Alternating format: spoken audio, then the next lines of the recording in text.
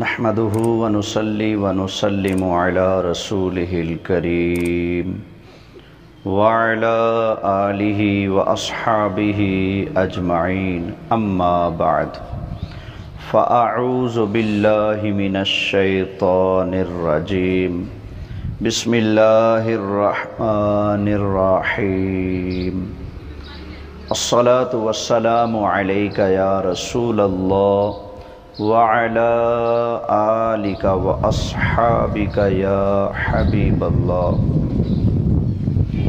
انتہائی قابل صد احترام بزرگوں، دوستوں، سامعین و ناظرین، مجھے مرزا محمد علی انجینئر کا آج ایک کلپ سننے کا اتفاق ہوا جس میں انہوں نے یہ کہا کہ اگر کوئی شخص موبائل میں سے قرآن کریم دیکھ کر پڑھتا ہے تو اس کو نبی کریم علیہ السلام کے صحابہ جو زبانی قرآن کریم پڑھا کرتے تھے تو صحابہ کے مقابلہ پر مرزا صاحب نے کہا کہ اس موبائل سے دیکھ کر پڑھنے والے کو ثواب زیادہ ملے گا۔ تو آج کے دور میں جو موبائل سے دیکھ کے پڑھ رہا ہے اس کو صحابہ کرام جو زبانی پڑھتے تھے اس سے زیادہ ثواب ہے، اگر ان کے وہ لیول اور نیت بھی اس لیول کی ہو۔ وہ ایک علیحدہ سے بات ہے، اس میں نہیں ہم پڑھ رہے، میں اوورال گنتی کی بات کر رہا ہوں کہ ایک بندہ دیکھ رہا ہے اور ساتھ پڑھ بھی رہا ہے، یہ ڈبل ثواب ہے۔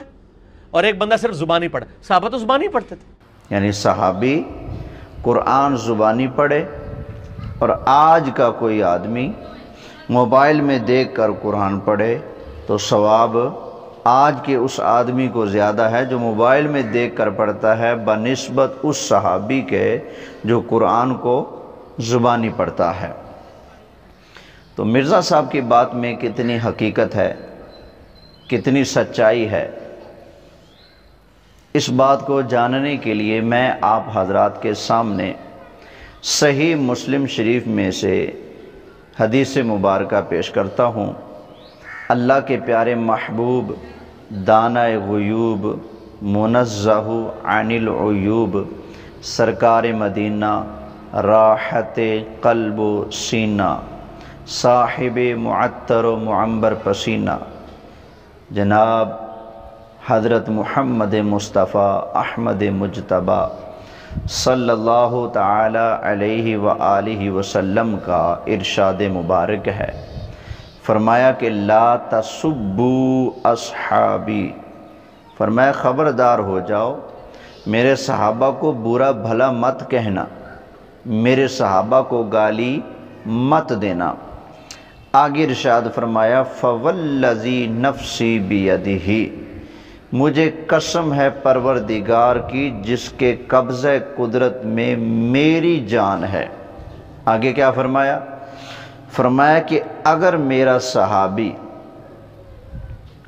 اللہ کی راہ میں ایک مد یا آدھا مد یعنی کہ آدھا کلو جو یا آدھا کلو سے بھی کم ایک پاؤ جو اللہ کی راہ میں خرچ کرے اور تم بعد میں آنے والے لوگ احد پہاڑ کے برابر سونا بھی اللہ کی راہ میں خرچ کر دو، تو فرمایا کہ میرے صحابی کے اس آدھا کلو یا پاؤ جو اس نے اللہ کی راہ میں خرچ کیا ہے، تمہارا سونے کا پہاڑ خرچ کیا ہوا بھی میرے صحابی کے درجے کو نہیں پہنچ سکتا، اس کے برابر نہیں ہو سکتا۔ تو معلوم ہوا بعد والے لوگ جتنے بھی عمل کرتے رہیں، جتنی بھی نیکیاں کرتے رہیں، حتیٰ کہ اگر سونے کا پہاڑ بھی اللہ کی راہ میں خرچ کر دیں اور صحابی رسول نے آدھا پاؤ جو اللہ کی راہ میں خرچ کیا ہو تو سونے کا پہاڑ صدقہ کر کے بھی آج کا آدمی صحابی کے آدھا پاؤ جو یا آدھا کلو جو کے ثواب کو نہیں پا سکتا۔ تو معلوم ہوا صحابہ کرام علیہم الرضوان جو اعمال کرتے تھے ان پر جو اللہ تعالیٰ نے ان سے اجر اور ثواب کا وعدہ فرمایا ہے وہ بعد میں آنے والے لوگوں کی بنسبت بہت بڑا اجر ہے۔ جو اللہ تعالیٰ نے نبی کریم علیہ السلام کے صحابہ کو عطا فرمایا ہے۔ تو جب آج کا مسلمان احد پہاڑ جتنا سونا خرچ کر کے صحابی رسول کے ایک مٹھی بھر جو کو نہیں پا سکتا، تو آج کا مسلمان اگر موبائل سے دیکھ کر قرآن پڑھے اور صحابی رسول عشق و مستی میں مشغول ہو کر زبانی قرآن کریم پڑھتا ہو، تو آج کا مسلمان کہاں صحابی رسول کے درجے کو پہنچ سکتا ہے؟ صحابہ کی شان وراء الورا ہے۔ اللہ تعالیٰ نے ان کو نبی کریم علیہ السلام کی جو قربت اور صحبت کا جو شرف عطا فرمایا ہے، اس کی وجہ سے صحابہ کرام علیہم رضوان کو جو ان کے اعمال پر اجر ملتا ہے، وہ بعد والوں کے مقابلے میں لاکھوں درجے بڑا اجر ان کو اللہ تعالیٰ کی بارگاہ سے عطا ہوتا ہے۔ جیسا کہ اس حدیث مبارکہ میں ہمارے آقا نامدار مدینے کے تاجدار صلی اللہ علیہ وآلہ وسلم نے ارشاد فرما دیا ہے، تو پتہ چلا مرزا صاحب کی یہ بات بے بنیاد ہے۔ اگر ان کے پاس اس پر کوئی ثبوت ہے تو وہ پیش کریں کہ آج کا مسلمان قرآن میں لکھا ہو، بخاری میں لکھا ہو، مسلم میں لکھا ہو، ساستہ میں لکھا ہو، حدیث کی کسی کتاب میں لکھا ہوا ہو، ہمیں دکھا دو۔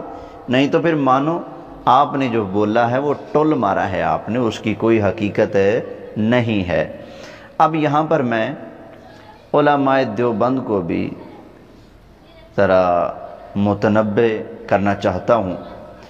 ان کی جو کتاب ہے تحذیر الناس، جس کے مصنف ہیں قاسم نانوتوی، تو انہوں نے اس کے اندر لکھا ہے کہ انبیاء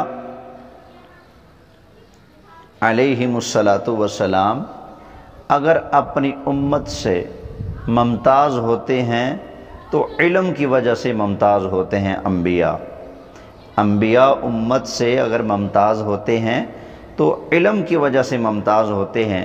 باقی رہا عمل تو کہتے ہیں کہ اس میں بسا اوقات امتی نبی کے برابر مساوی ہو سکتا ہے، بلکہ بڑھ بھی سکتا ہے۔ لا حول ولا قوت الا باللہ۔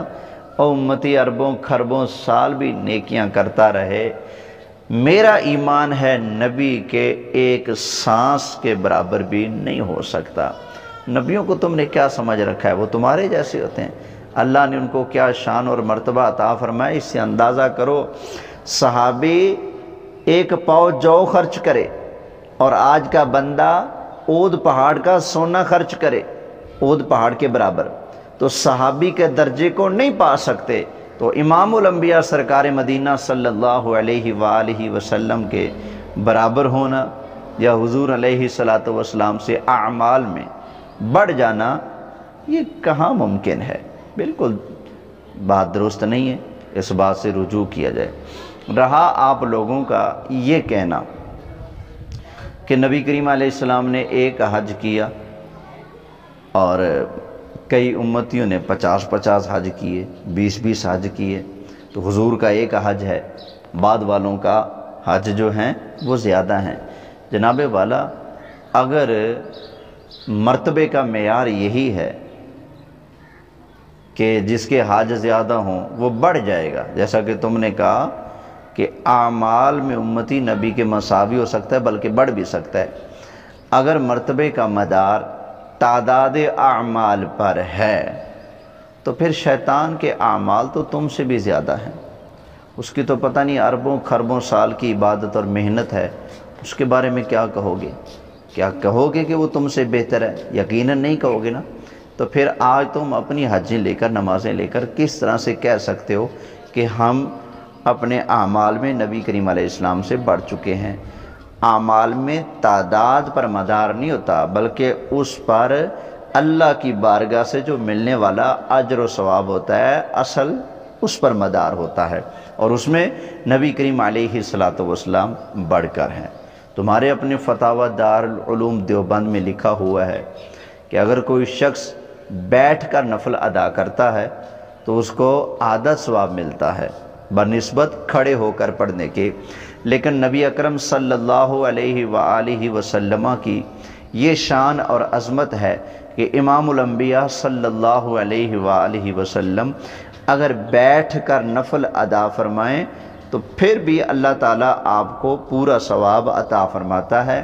آپ بیٹھ کر پڑھو تو ثواب آدھا ملے گا، نبی کریم علیہ السلام بیٹھ کر بھی پڑھیں تو ثواب پورا ملے گا۔ تو پتہ چلا یہ مدار یہاں پر تعداد میں نہیں ہے، مدار یہاں پر اجر و ثواب میں ہے کہ نبی بیٹھ کر بھی پڑھے تو اجر زیادہ ہے، تم لٹک بر کر بھی پڑھتے رہو تو تم اس اجر اور ثواب کو نہیں پہنچ سکتے۔ اللہ کی بارگاہ میں دعا ہے کہ اللہ یہ میری گزارشات اپنی بارگاہ میں قبول فرمائے، آمین بجاہ النبی الامین صلی اللہ علیہ وآلہ وسلم۔